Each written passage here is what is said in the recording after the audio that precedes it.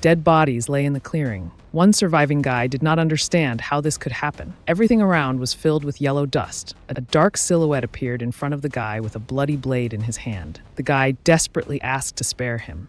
Suddenly, a tentacle headed towards him and grabbed his leg, pulling the victim into the bushes. He desperately screamed and grabbed the ground with his nails to somehow save himself. The next morning, social workers found the guy's dead body, or rather, half of his body. Suddenly, yellow dust began to appear from the depths of the forest. Noticing this, the girl took a shard of a blade from her inside pocket. Putting the blade into the wound, it began to grow. Seeing the monster, she went to him. A whole blade grew out of her hand, and on her back was written, Ministry of the Environment Special Yellow Dust Task Force. In the meantime, he just lived his normal life. Sitting on the toilet, the main character was very nervous. His heart was ready to jump out of his chest, and his hands did not stop shaking. Having washed himself with cold water, he tried to calm down a little, but still nothing worked. Having decided to drink a sedative again, he looked out the window at the sparrow that flew in and sat on a branch. Their eyes met. What you looking at, you punk? The guy realized that he was in complete ass.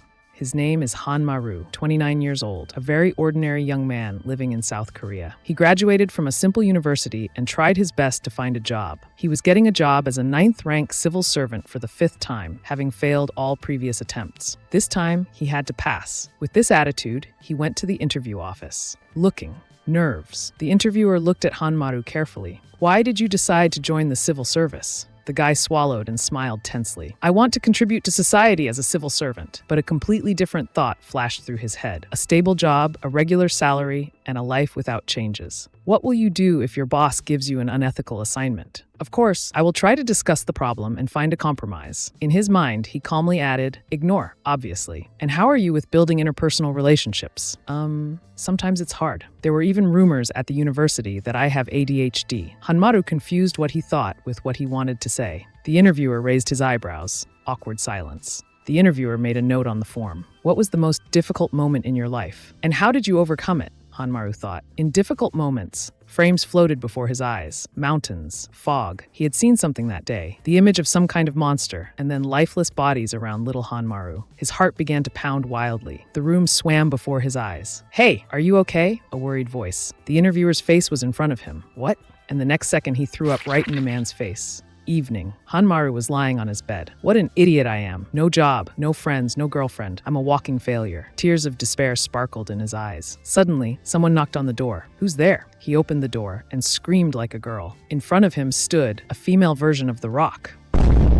Why aren't you picking up the phone?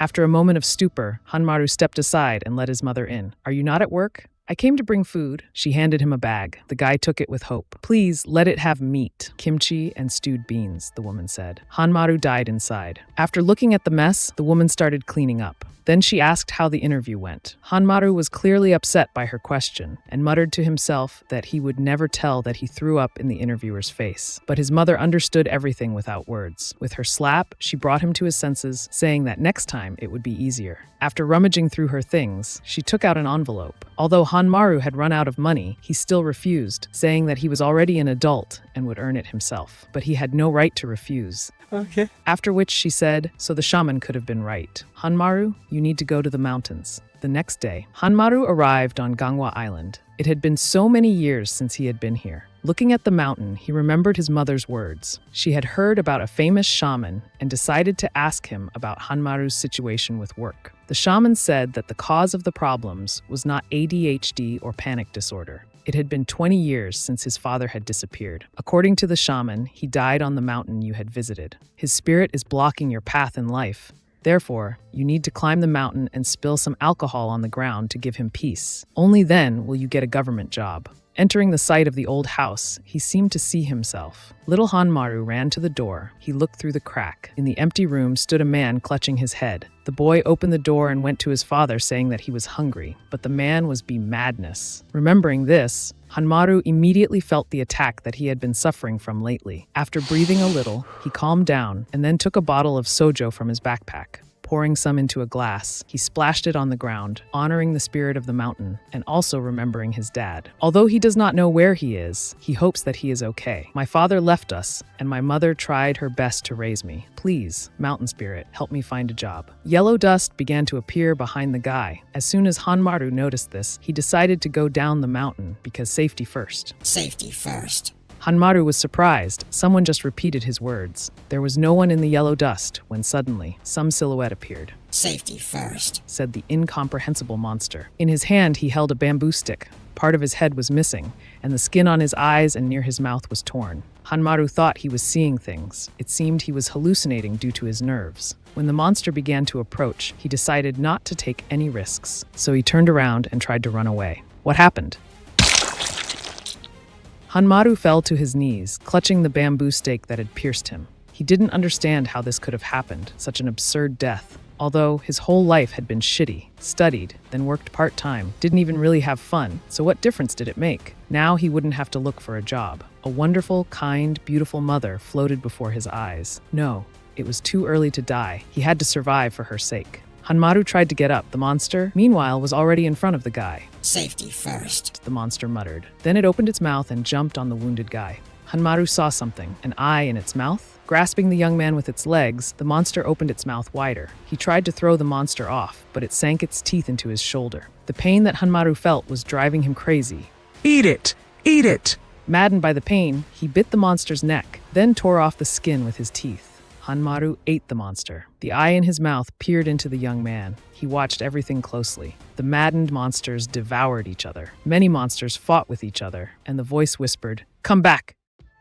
Opening his eyes, he saw two faces. He did not understand what was happening, but the next moment he jumped up. Where are the monsters? Where is the yellow dust? Suddenly, the man grabbed Maru and asked him to repeat what he saw. The young man said that the yellow dust appeared out of nowhere, and then the monster fell on him. The man and the woman looked at each other and nodded. Maru was surprised that he was still alive, especially after he was pierced. Turning away, they began to discuss yesterday's alarm that went off and immediately turned off. They thought that it was a malfunction, but it seems that he killed the monster. The girl is surprised because if you get an ability from demon blood, it is still impossible to immediately use its abilities. The man decided to check their guesses again. He asked Maru if he remembered what happened yesterday. The guy did not understand what you mean yesterday. Taking out his phone, he saw that a whole day had already passed, so he was unconscious after a fight with a monster all day. If he could kill the demon, does that mean his ability has awakened? It's unexpected, so I think he didn't realize what situation he was in. Anyway, everyone went through the same thing. So kid, you showed up at the right time. You need to participate in something. But first, let's change your ruined clothes. Dust Rapid Response Department Headquarters. Civil Service. Meeting of new civil service employees. Maru clearly didn't understand what he was doing here. Why was he even attending a meeting for civil service employees? Some people were clearly worried about something. This made Maru suspicious. Suddenly, a woman came to the podium. Seoul Headquarters Chief Yu-young welcomed all the new employees to the meeting. Maru immediately interrupted her, since he clearly shouldn't be here. But the woman said that she received a report from the Gangwa Island team, so from today on, he was appointed as a special civil service employee. Maru was clearly surprised, since he didn't even apply for this position. Yu-young continued, "We all work here to save lives. It is strictly forbidden to tell your family or anyone else about your work. If you violate it, you will be punished for violating the national security law." The guy was confused. All of these are new recruits who have obtained demonic abilities this month. Once demon blood enters your body, the chance of obtaining a demonic ability is extremely low. Maru didn't understand what kind of nonsense she was talking about, but the memory of yesterday surfaced in his mind. Fortunately, demons only appear in uninhabited mountainous areas. It is with their appearance that yellow dust appears, and its concentration ranges from level 1 to level 10. The higher the level, the stronger the demon. Mr. Sonu, you have obtained a level 7 ability, right? We look forward to your results in the future. The guy in the suit thanked the chief, saying that he will do his best. And Maru, you have obtained the power of a level 1 demon. What is your ability? The young man laughed awkwardly because he does not yet know what it is. This made the new recruit with the power of level 7 laugh. This angered Maru, but he quickly came to his senses, thinking about how to get out of this place. The siren that sounded in the room attracted the attention of everyone present. The head of Yuanun said that this was a warning about the appearance of a demon. Therefore, a practical lesson would not hurt them now. Now they will have a chance to demonstrate their abilities. All these prospects did not please Hanmaru at all, because safety must be above all. Yellow dust was everywhere. Seeing a silhouette ahead, he paid attention to the girl's hand. Was she really okay? Turning around, she looked straight at Hanmaru. A huge demon stood next to her with his head nailed to a stone with a huge blade. Seeing the huge monster, Hanmaru fell down in fear. The head of Yuyen warned everyone about the beginning of the practical lesson. Yellow dust of the first level, despite its large size, is the weakest demon. The captain of the Gangwa island team has already plunged the blade into the demon's head, so it definitely will not move from its place. The girl at this time looked at Hanmaru. She was thinking about what kind of ability he received that he could kill the demon with his bare hands. The head ordered to use his abilities to fight the demon. Fight? Has she gone crazy? How can I fight this? Hanmaru thought. An attack again fettered his chest. The pain in his chest did not allow him to breathe normally. His heart pounded furiously in his chest, and the young man felt a strong hunger. It was an unusual hunger. It was not human, as if an animal had awakened in him. Saliva flowed from his mouth. Hunger burst out. Little by little, Hanmaru began to lose control over himself, but a touch on his shoulder brought him back to his senses. The guy with the strength of level 7 asked, "Is it really because of fear that his legs are shaking?" But Hanmaru said that he was a little hungry. He looked at Hanmaru arrogantly and walked away, muttering that all the newbies here are scum. The leader at this point decided to explain the basics before the demonstration of abilities began. The yellow dust that flies around is emitted by demons. The denser it is, the stronger the demon. Inside this dust, they regenerate at an incredible speed. But that's not all. She slashed her palm, and the next second, the wound healed. We also received this ability, so our wounds are healed in the dust. However, if the wound is fatal, then we can really die. Obviously bored, Sonyu was tired of listening, so he decided to check how it works. Biting his lip until it bled, he felt the dust seeping into the wound. Having passed through his entire body, Sonyu felt the power. So it works if you wound yourself and the dust seeps into the blood. With these words, he put on his gloves. He broke his finger by activating the ability. The blade that had been holding the demon all this time was broken at that very second. The captain of Gangwa Island warned everyone of the danger. The freed demon restored his body and headed towards the newcomers. The freed demon slammed his hands into the ground, creating a large shockwave. Smelling the odor, it turned sharply to stare at the guy, who clearly wasn't thrilled with the attention. A blade emerged from the demon's hand and shot with great speed at the guy, injuring him. Screaming in pain, he lay on the ground, clutching his shoulder, blood seeping through his shirt. In one great leap, he shortened the distance to his target, finding himself right next to Hanmaru. They met eyes, demon, prepared to finish the young man, as suddenly 2 huge centipedes appeared from the ground, which encircled the monster's body, trying to strangle him. The owner of the centipede demon ability activated his power, restraining the demon, while his partner rushed to attack. With one jump, he shortened the distance and blew off part of the demon's head. The girl was the owner of Hyoje's demon power. They couldn't believe they had succeeded in destroying their first demon. But suddenly, yellow dust began to seep into the wound. Blood began to bubble and repair the damaged part. The demon smiled as he saw the frightened faces of his attackers. In the next second, tearing off the centipedes that were choking him, he pulled the guy, pushing him against the girl. Then, with a sharp movement, he pulled on himself, grabbing the throat of the guy who flew straight into his hand. The demon began to choke him, while his mouth slowly opened, revealing fangs. The poor guy begged to be saved as the mouth opened wider and wider. Breaking his finger, he snapped the monster's jaw. Sungwoo wielding the power of a temple demon, he said he wouldn't let the freak do as he pleased. With a displeased look at the man, the demon roared. He prepared to release the blade from his hand. But Sonyu took his hand and said, "Die," and broke his wrist. The demon's neck and arm were broken in an instant, but the force was so great that the neck couldn't withstand it, and the head was torn off. The demon's body collapsed to the ground like a stone, and the head rolled right under Sungwoo's feet. The impressed co-workers were discussing his level 7 strength with which he had killed the demon in an instant. The man seemed to be disappointed by the demon's quick death. The girl called out to Sungwoo. She was angry that he broke the blade that held the demon. After all, he had endangered the others.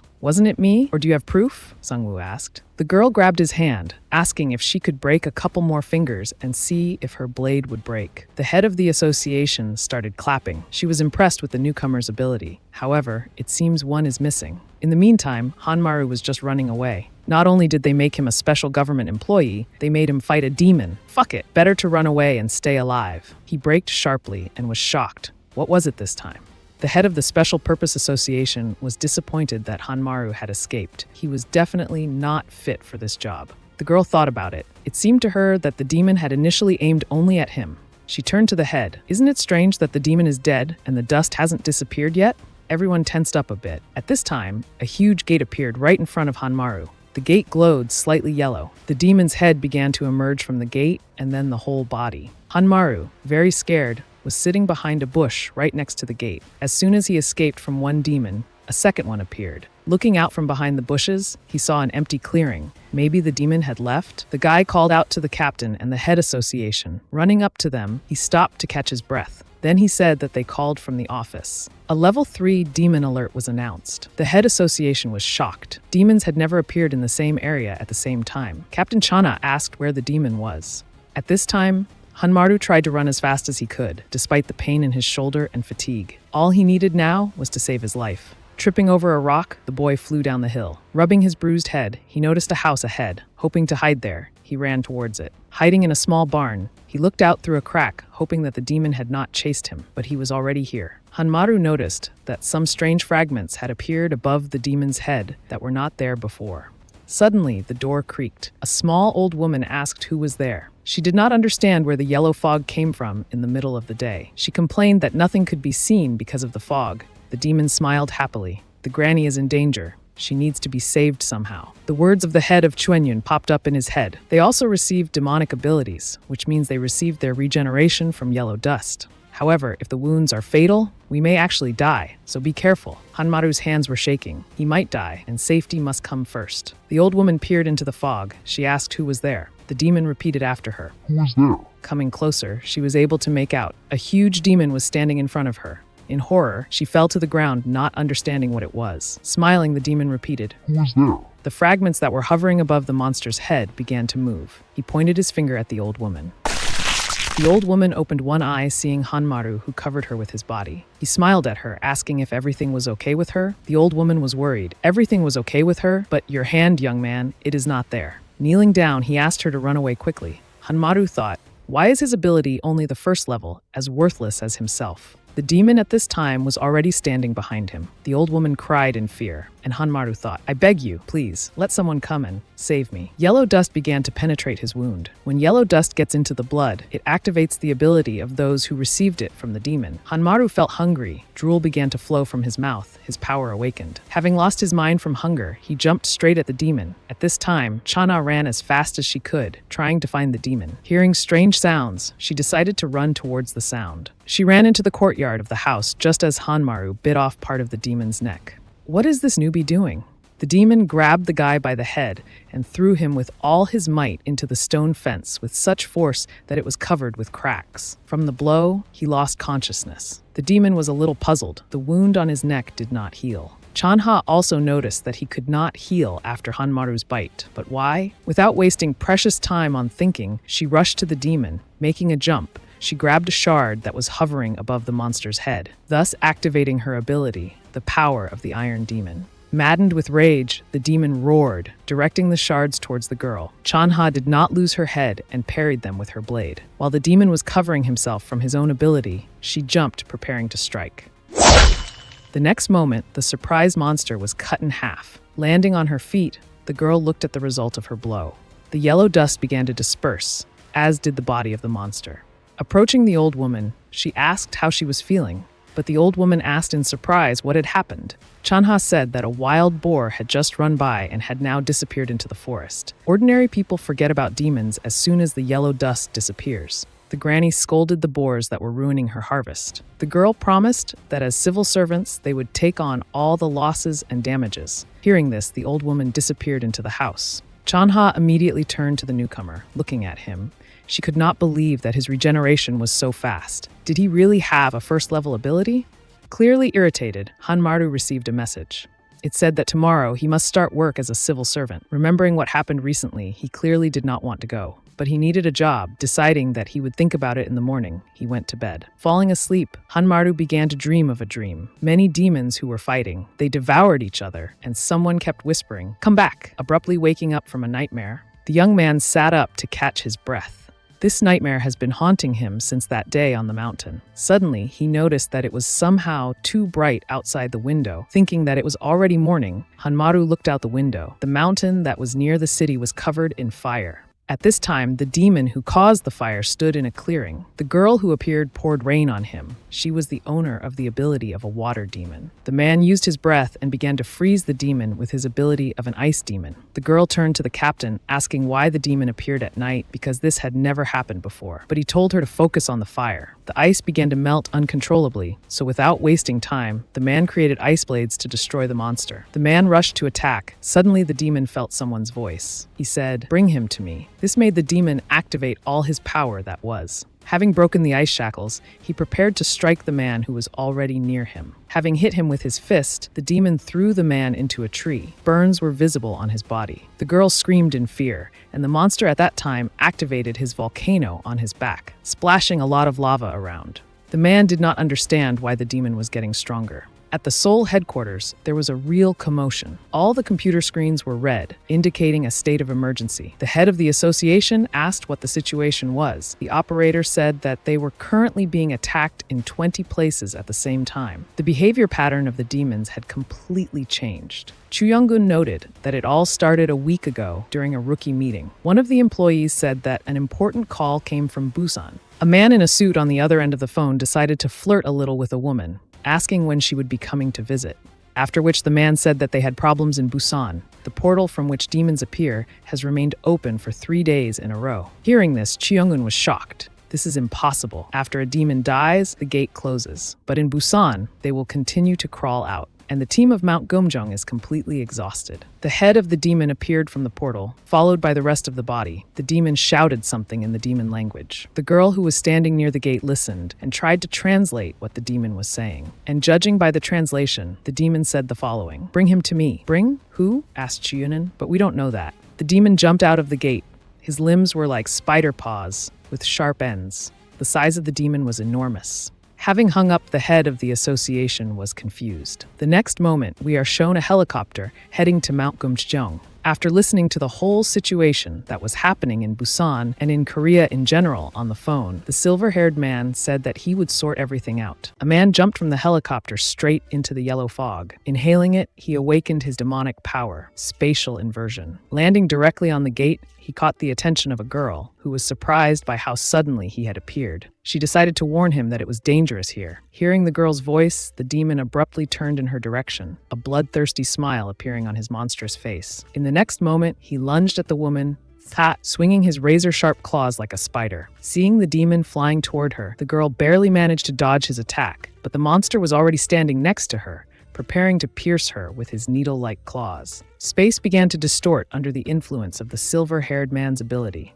A portal opened just behind the head of the unsuspecting monster. Reaching into the spatial rift, the man ripped off the demon's head, along with part of its spine. Blood gushed from the decapitated body like a fountain, while the man stood there, clutching the severed head in his hand. The shocked team could only stand frozen, their mouths agape. Descending to the ground, the man turned to them and said that they had done a great job and that they could rest now. He would take care of everything himself. A guy in glasses stared at him in admiration, while the girl asked who this man was. Quickly coming to his senses, the guy explained that this was the first known wielder of a demonic ability, the one who founded the department for combating yellow dust. At that moment, the man was already preparing to use his power. Placing his hand on the ground, he released spatial slashes that shot toward the mountain and soared into the sky. The others watched in awe, witnessing the head Chon Ildo's spatial ability for the first time. As the rifts took shape, the man began to expand them. At that moment, on Mount Cheongye in Seoul, the wielder of the ice demon ability struggled to hold back the approaching monster. He shouted at his partner to get away.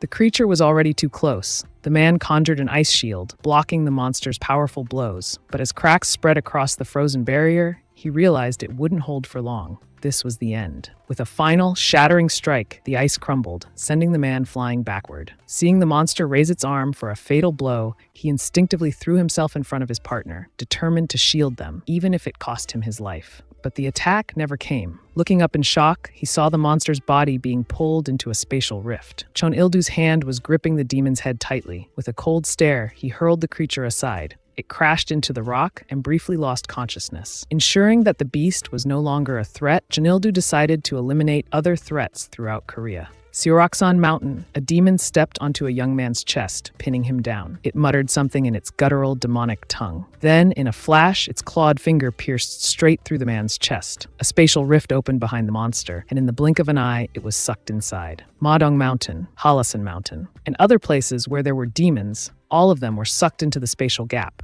At Seoul headquarters, an operator reported to the director, "The yellow dust has disappeared in all regions, except for Busan." Hearing this, the woman only sighed in relief. That meant he had made it there without any problems. The demons stood in a circle, watching their prey. "Let's begin," Chon Ildo said calmly. As if on command, the creatures lunged at him all at once, but he simply raised his index finger and waved it. In an instant, a spatial rift swept across the monsters' necks like a blade, slicing through them effortlessly. One by one, the headless bodies collapsed to the ground, spraying blood. The agents were stunned. No, they were terrified. Chon Ildo approached the fire demon, whose body was already cut into pieces. He crouched down, inspecting the creature closely, then turned to the translator girl. Lifting what remained of the demon, he asked, "Why have your appearances become more frequent?" The girl translated the demon's response, "Bring him to me." "Who?" Chon Ildo demanded. But the demon only repeated the same phrase over and over. "Po Cho." The translator shrugged. She said that most likely the demon was repeating a phrase he had heard somewhere. Chon Ildo tossed the monster's body aside.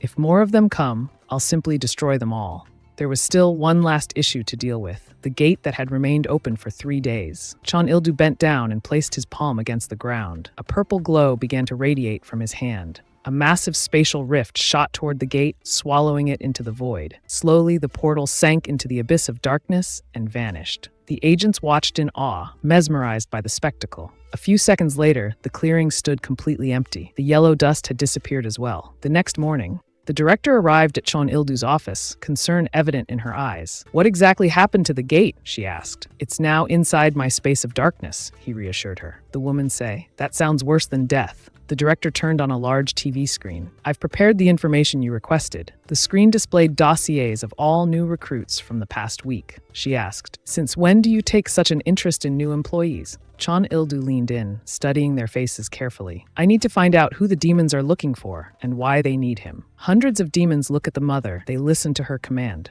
My children, bring him to me. We need him for this. Gangwa Island, Yellow Dust Rapid Response Department. And yet, here I am." Maru thought. His mother had cried with joy when she heard he got the offer, so there was no way he could refuse. It would have broken her heart. A man, reeking of alcohol, looked at him with clear disapproval. "What are you doing here? I don't need cowards in my department."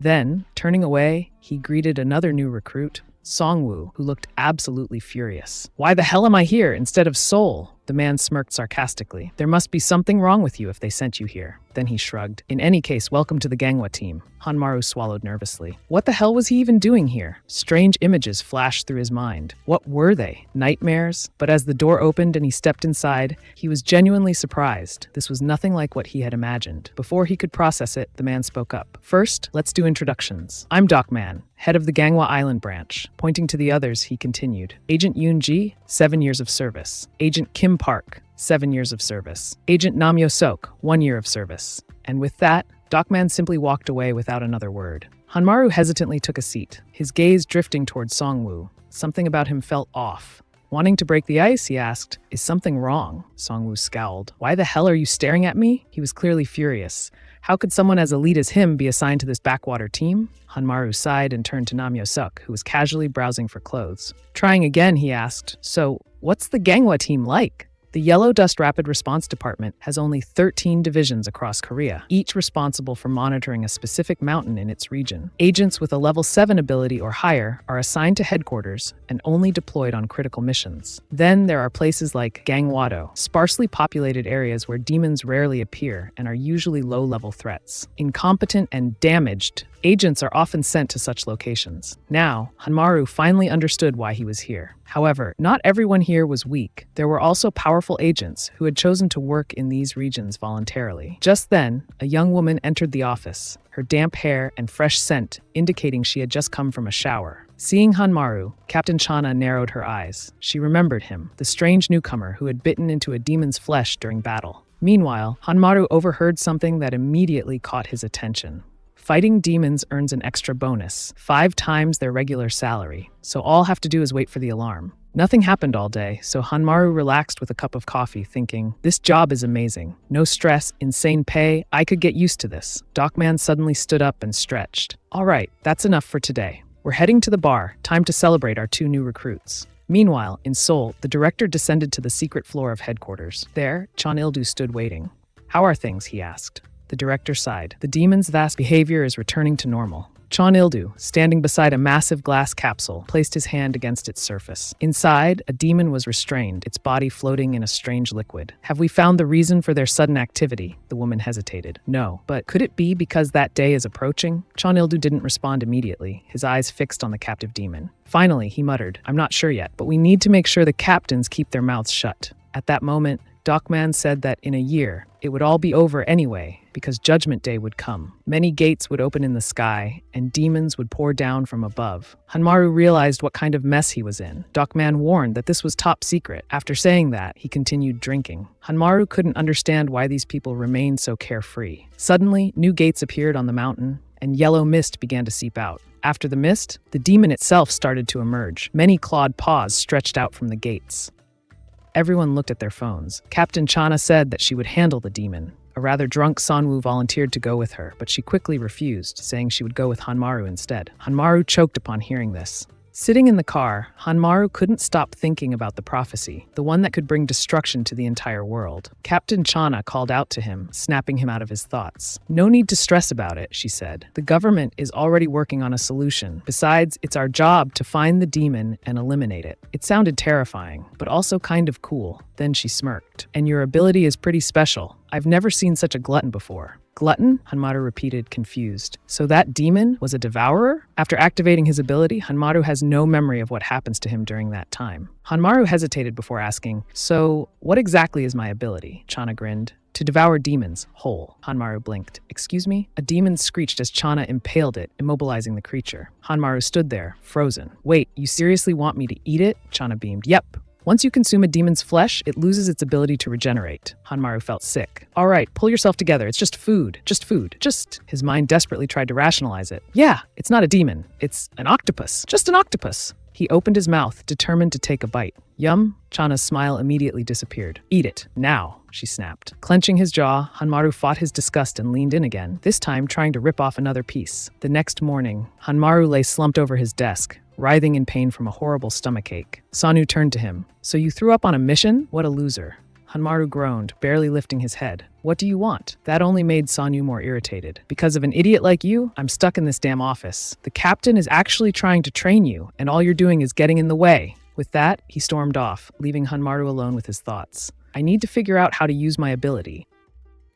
A warning siren blared through the building. Chana, where the hell is Hanmaru? At that moment, he was sitting on the toilet, deep in thought. Can I even eat demons while staying in my right mind? Having the ability wasn't enough. He needed to get a grip on it. Suddenly, a loud voice snapped him back to reality. Hanmaru! She asked if he was hiding in the toilet from her. Hanmaru quickly scrambled for an excuse. I think I got food poisoning after eating that demon yesterday. Chana sighed. You're not cut out for this job. People like you shouldn't be in the government. You can just sign a non-disclosure agreement and live the rest of your life under surveillance. Hanmaru froze. Wait, what about my personal life? Chana's eyes narrowed. Better than dying. Morally weak people don't last long in this job. Then her tone turned cold. And worse, because of people like you, civilians can die. So leave the team if you can't do your job. She stepped closer, lowering her voice. We don't have that few employees, you know. With that, she simply walked away, leaving Hanmaru alone with his thoughts. Sometime later, Dockman looked around the office. Anyone seen Hanmaru? No one responded. Someone was clearly pretending not to have heard.